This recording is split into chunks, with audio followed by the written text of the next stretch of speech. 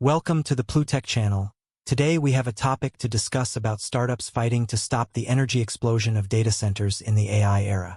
Don't miss the chance to join us and share your opinions with us. Data centers consume a staggering 2% of global electricity, which accounts for about 1% of energy-related greenhouse gas emissions.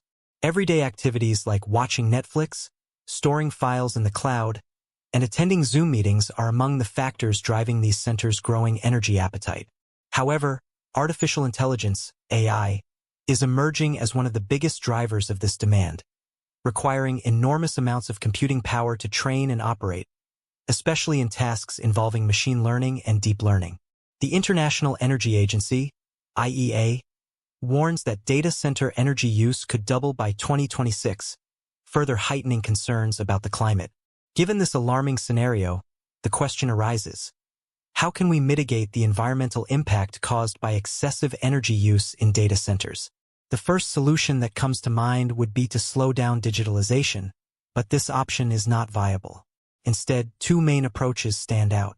The first is the transition to renewable energy sources to power data centers. Although large technology companies make ambitious promises about reducing their emissions, many questions still remain about the veracity of these claims and the real effectiveness of their sustainable initiatives. The second approach, which has attracted the attention of a growing number of startups, is to maximize energy efficiency and extract maximum value from every kilowatt used.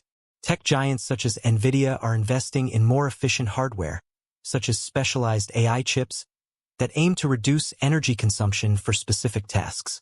However, to make real progress, it is essential to also focus on cooling solutions, which alone account for around 40% of data center energy consumption.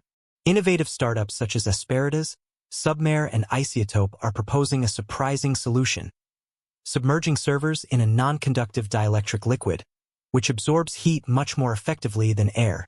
This immersion cooling method can reduce data center cooling energy consumption by up to 50%, and can also allow for more compact server layouts, reducing space requirements by up to 2/3. Submer, for example, has already raised more than $50 million in funding, claiming that its technology can cut data center cooling costs by up to 99%. The potential for this emerging market is enormous, with forecasts pointing to a 35-fold growth in the next 12 years as more companies seek innovative solutions to reduce energy consumption. While startups like Submer are working to optimize energy efficiency, others are exploring ways to reuse the heat generated by data centers.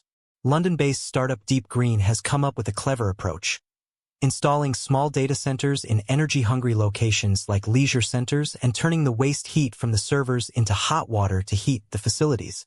This creates a sustainable cycle where the cold water from the center is used to cool the servers, providing free heat in return. Another initiative, from German company WIND Cores, involves installing mini data centers inside wind turbines, where the servers run almost exclusively on wind power, transmitting data over existing fiber optic cables. Similar innovations are being implemented around the world. In Norway, a trout farm is powered by waste heat from a nearby data center, while in Stockholm, Sweden, around 10,000 apartments are being heated by data center operator DGplex. For these creative solutions to become a reality on a large scale, however, a rapid and significant scale-up in deployment will be required. In January, Deep Green raised an impressive £200 million to expand its technology to heat between 100 and 150 swimming pools in the UK.